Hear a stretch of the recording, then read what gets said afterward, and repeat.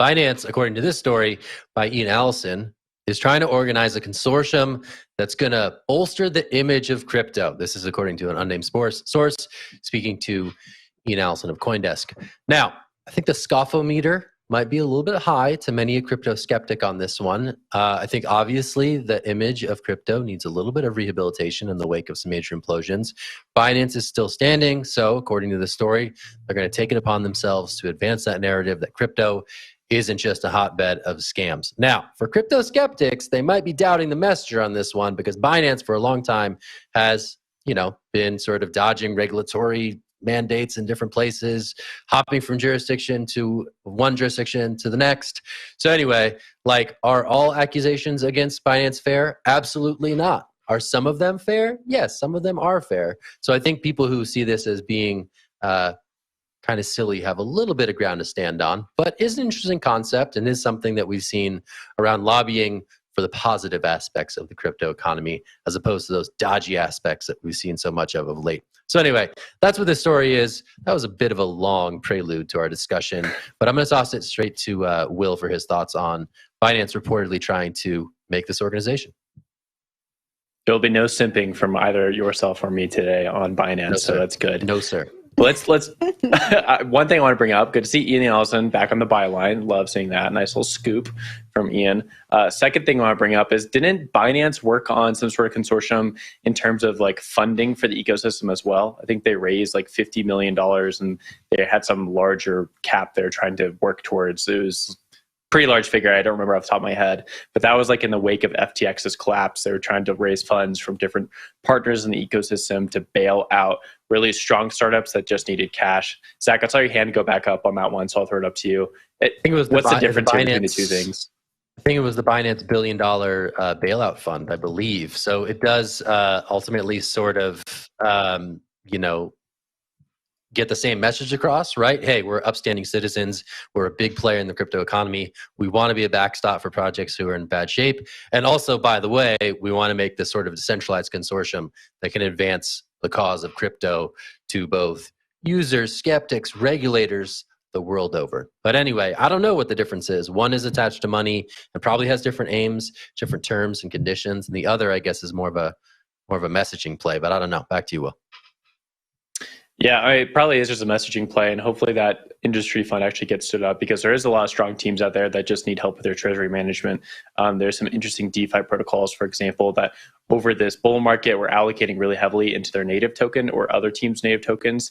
And then during a bear market, you take a wash on that because everything trends down 90%. And so I think a lot of teams are needing cash if they're going to stay healthy. And something like this brand management front from Binance and getting more people involved in a consortium like this, it can do a lot of good for crypto. We've seen a few teams over the years try to push forward some sort of regulatory scheme, which seems very similar. So mentioned in this article is Gemini. They tried to push forward something like this in 2019. Masari has also tried to brand something like this. They're doing a lot of that stuff on the DeFi front. If Binance, with all its money and all its heavy weight, is able to push forward on this, I think that is a good thing for the industry. That being said, a lot of people don't like Binance in the industry, and I'm wondering if people are going to want to actively partner with them. So that's always the tough part about being on top, right? Not everyone wants to work with you. Jen, I'll throw it over to you. Yeah, when I read this, I kind of went to where Zach went. I was like, for so long, Binance was public enemy number one when it came to regulators. And now they're forming this group to be able to influence regulation. And I just wonder how that's going to go.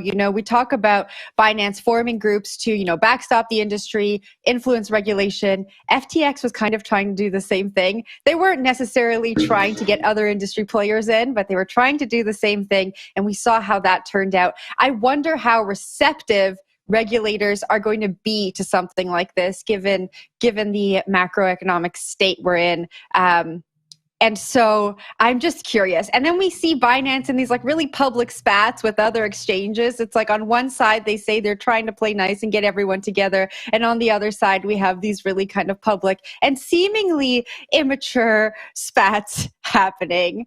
What do you think, Christy?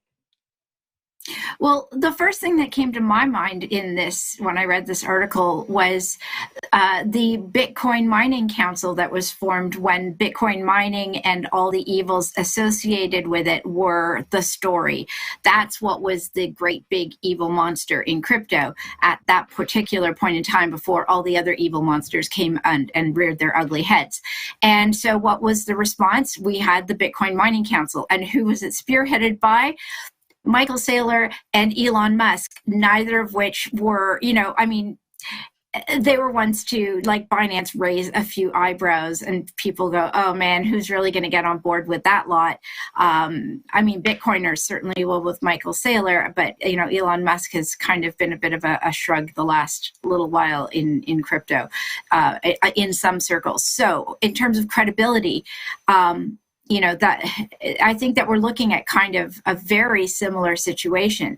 However, I think the Bitcoin Mining Council has actually managed to do some good and has been able to coalesce some data and work with all these companies that have been on the outs with regulators, and they are beginning to actually get some work done. So who knows? I'm going to be the optimistic one in the bunch here and say that maybe this consortium is going to be useful. Don't forget also that Binance is not going to be in charge of the group. It's going to be decentralized, they say, as decentralized as it can be. Binance may be spearheading it, but they are not going to be leading it once the consortium is actually gathered.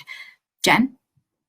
Am I the only one, when you read that this was going to be a decentralized consortium, imagined all of these players in some Discord channel trying to organize themselves? How is it going to be decentralized? No, they're going to be on some island sipping Mai Tais talking it over.